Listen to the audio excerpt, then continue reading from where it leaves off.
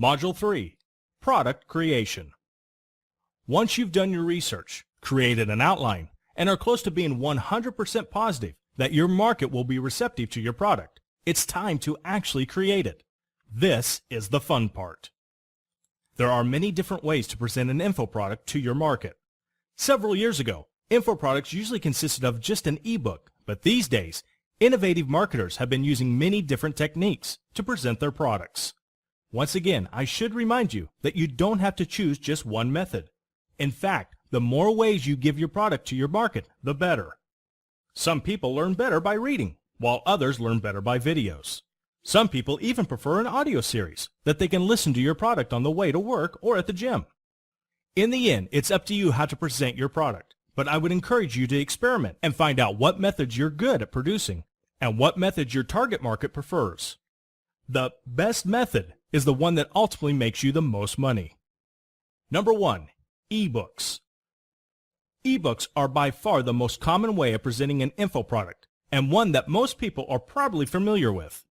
Ebooks have a lot of benefits due to their versatility, but do have one major disadvantage. They have a lower perceived value than any other product type. The best thing about creating an ebook is the fact that there is so much you can do with it besides just selling it as is. Here are just a few examples on how you can make the most out of an ebook.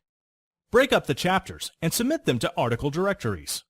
Give away a chapter to get people to opt into a list. Create a membership site and give away parts of your book at regular intervals. Create an audio series by reading each chapter. Use the ebook later as a bonus offer for another product. Sell the book as PLR once it's outlived its usefulness. This is just the tip of the iceberg. There are lots you can do with an ebook. Get creative and you'll find that an ebook is probably the most valuable info product asset you can own. As mentioned before, the downside to ebooks is the fact that they have a low perceived value in the eyes of many. This is due to the fact that ebooks are extremely common online. People see advertisements for info product ebooks almost every day. There are several ways to compensate for this though. First of all, never call your ebook an ebook when selling it.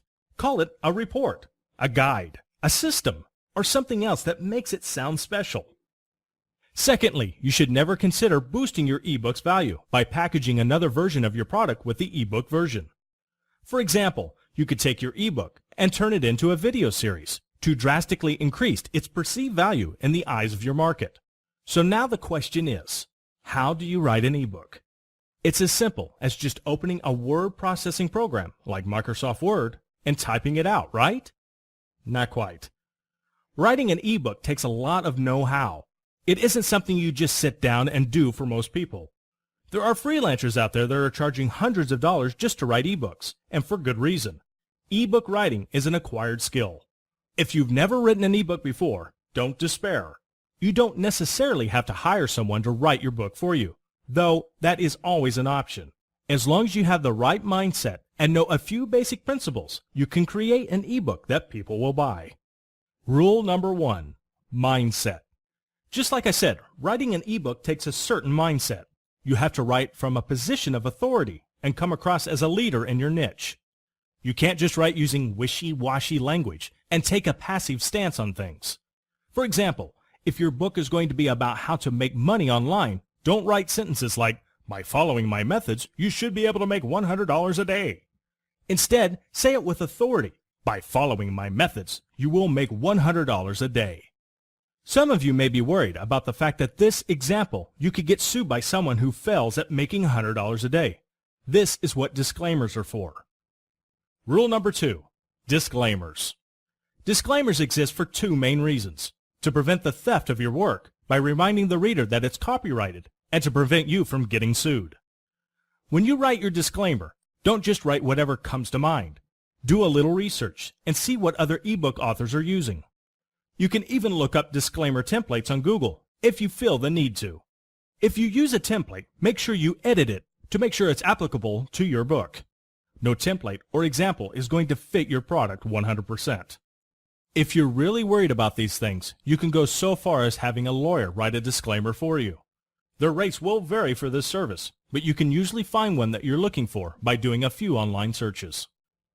Rule number 3, tone.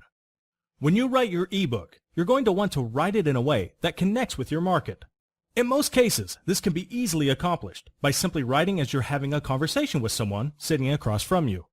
Another thing to keep in mind is that you want to speak the language of your market. For example, if you're selling an ebook to golfers on how to stop slicing the ball, make sure you're using the slang and terminology they typically use. This builds credibility and helps to further establish you as an authority in your niche. Rule number 4, formatting. When it comes to writing anything online, whether it's an ebook, a blog post, or sales letter, there are several things to keep in mind. First and foremost, it's the huge blocks of text that are intimidating. If your ebook consists of massive blocks of text that aren't broken up, no one will read it, no matter how good the content is. You will also lose major credibility for releasing a terrible product. Break up your content into small, easy-to-read paragraphs that are about 2 to 4 sentences long. Also, make liberal use of the bolded subheadings to help further back up the text and make it appear more readable. Standard font size for an ebook is 14 because it's a lot easier to read than 12, which is the default for many word processors.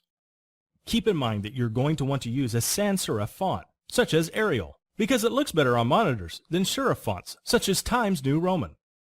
That's because sans serif fonts like the little flourishes that serif fonts have. There are other formatting options you can use as well, such as headers, footers, clickable tables of contents, colored chapter titles and subheadings, page borders, and much more.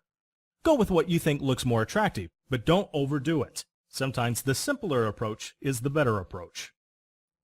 Rule number 5, the flow. When writing your outline for your product, you're going to want to ensure that it flows properly and just isn't a disjointed mess. Each chapter and subsection should flow smoothly into the next. This is especially true if you're going to write a step-by-step guide. Also, if your book is particularly long, you can insert recaps of certain points. For example, if you're writing a book on website flipping and want to remind the reader of the steps they should have taken to get to a certain point, just use a quick bullet point list to recap what you've covered so far, so that they're not lost when entering a section that relies upon previous chapters to understand. Rule number 6, editing. Don't write and edit at the same time. When you're writing your ebook, avoid the temptation to hit the back button and to correct your mistakes as you go. Just ignore mistakes and keep writing.